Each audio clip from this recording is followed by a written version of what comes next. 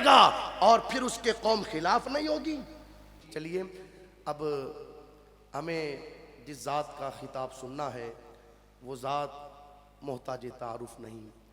अगर मैं ये कहूँ कि इस वक्त सिर्फ शहर मकराना ही नहीं, सिर्फ ज़िला नागौर ही नहीं, सिर्फ सूबे राजस्थान ही नहीं, बल्कि पूरे हिंदुस्तान के अंदर जिस ज़ात की जो ज़ात मोहताज तारुफ नहीं, हाँ, सिर्फ नाम लिया जाता है मुफ्ती शमसुद्दीन साहब, तो लोग समझ जाते हैं कि किसी और शमसुद्दीन साहब की बात नहीं हो रही, मकराना के शमसुद्दीन साहब की बात हो रही।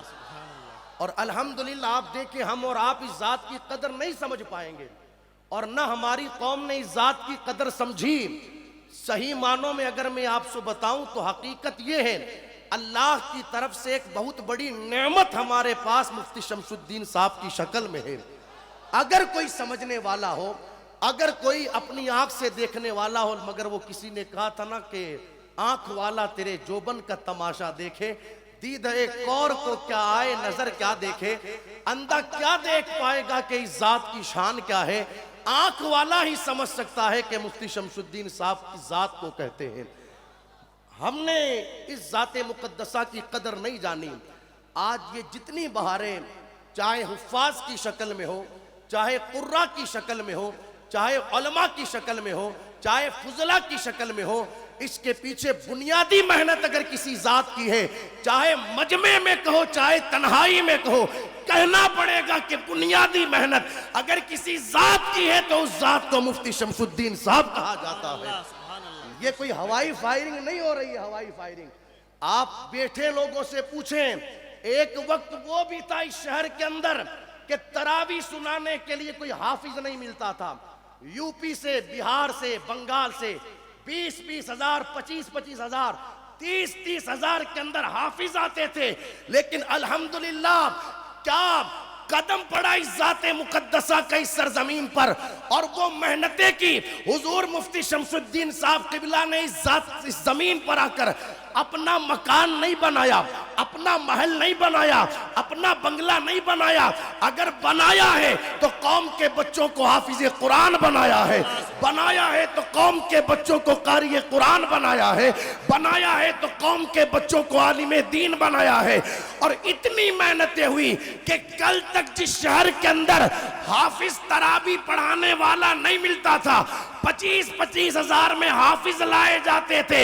आज अल्हम्दुलिल्लाह वो बहारें भी शहर ने देखी कि इतने हाफिज पैदा हो गए कि यहाँ की मस्जिदें तो पुर हो ही गई, दूसरे इलाकों के अंदर भी यहाँ के हाफिज पहुंचते हुए नजर आए। सुभान अल्लाह, सुभान अल्लाह, सुभान अल्लाह। ये मेहनतें हैं इस जात की, मगर अफसोस सद अफसोस कि हमारी कौम ने इस चीज को नहीं समझा।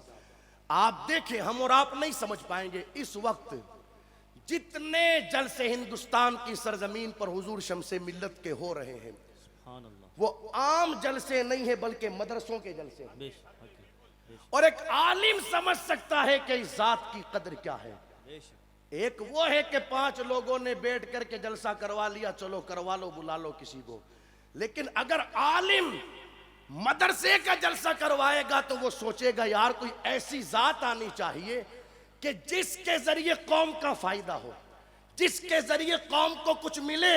और अल्हम्दुलिल्लाह अब तो कैफियत यह है कि जिस जगह पर भी मदरसे का जलसा हो रहा है, सबसे पहले जिस जात का नाम सरे फहरिस्त लिया जा रहा है, मकराना वालों ये हमारी खुशकिस्मती है, वो कोई और नहीं मुफ्ती शमसुद्दीन साहब किबला की जाते गिरामी है। सुभान अल्लाह, सुभान अल्लाह, सुभान अल्लाह। समझ में आ रही है मेरी बात?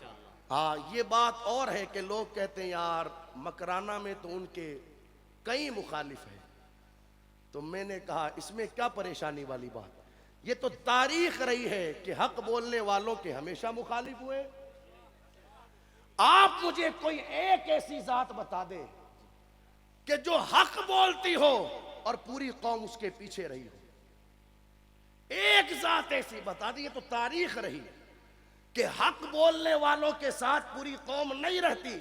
किताब का नाम मेरे जहन में नहीं, मैंने एक बुजुर्ग का कौल पढ़ा, वो इरशाद फरमाते हैं कि जिस बंदे से पूरी कौम मुत्तफिक हो वो इमाम नहीं, वो पक्का मुनाफिक है। जिस बंदे से पूरी कौम मुत्तफिक हो वो इमाम नहीं, पक्का मुनाफिक है। ये हो ही नहीं सकता कि बंदा हक की बात करेगा और फिर उसके कौम खिलाफ नहीं होगी। तो ये कोई परेशानी वाली बात नहीं है, तो हमारे बुजुर्गों की सुन्नत रही है। तो अल्हम्दुलिल्लाह वो ज़ात गिरामी हमारी निगाहों के सामने है। मैं तो इस ज़ात का क्या तारुफ करवाऊँ। अल्हम्दुलिल्लाह सुम्मा अल्हम्दुलिल्लाह। ये कोई मैं मुबालगा आराई नहीं कर रहा हूँ। पूरे राजस्थान में आपकी दुआओं से हम जहाँ जाते हैं इस ज़ात के वसीले से हम अपना तारुफ करवाते हैं। हकीकत यह है, चाहे जैसलमेर की सरजमीन हो, चाहे बाड़मेर की सरजमीन हो। अभी कुछ दिनों पहले एक इलाके में मैं गया जहाँ पर गिनती के चंद घर थे मुसलमानों के। तकरीर पूरी मुकम्मल हो गई और मुकम्मल होने के बाद लोगों ने पूछा ये हजरत कहाँ से आए, तो मैंने कहा मकराना से। तो एक बंदे ने कहा यार मकराना में तो मुफ्ती शमसुद्दीन साहब भी रहते हैं। मैंने कहा अल्हम्दुलिल्लाह हम उन्हीं के गुलाम हैं, हम उन्हीं के शागिर्द हैं, उन्हीं की तरबियत में रहने वाले हैं। तो हम इस ज़ात के तवस्सुल से अपना तारुफ करवाते हैं। हमारी कोई वक़ात नहीं, कोई हैसियत नहीं। कौम का बच्चा बच्चा जानता है कि इस कौम के, इस ज़ात के हमारे ऊपर क्या एहसानात हैं। आज ये सुन्नियत की बहारें जो हमारे शहर के अंदर हो या गिरदो नवा के अंदर हो नज़र आ रही है, ये भी इसी ज़ात मुक़द्दसा का सदका है। हाँ अल्हम्दुलिल्लाह सुम्मा अल्हम्दुलिल्लाह। अल्लाह ने वो रौब और वो दबदबा दिया है कि आज भी वहाबी जिसके नाम से घबराता है उस ज़ात को मुफ्ती शमसुद्दीन साहब कहते हैं। और आप तो खाली यहीं रहते हो ना, जाकर के देखो लाडनू की सरजमीन पर जाओ, कभी जाकर के पूछो डीडवाना वालों से, जाकर के पूछो कभी सुजानगढ़ वालों से। जब भी वहाबियों ने अपना सर उठाया है तो वहां पर जवाब देने के लिए अगर कोई जात पहुंची है तो उस जात को मुफ्ती शमसुद्दीन साहब कहते हैं। तो हम इस जात का एहसान माने और इन सारी चीज़ों को समझें। बिला ताखीर अब मैं हुजूर को माइक पर दावती खिताब दूंगा। आइए अपने हाथों को बुलंद करके हम हजरत का इस्तकबाल कर लें।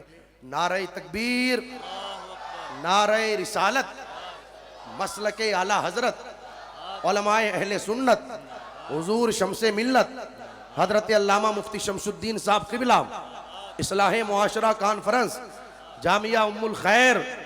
नारे तकबीर, नारे रिसालत।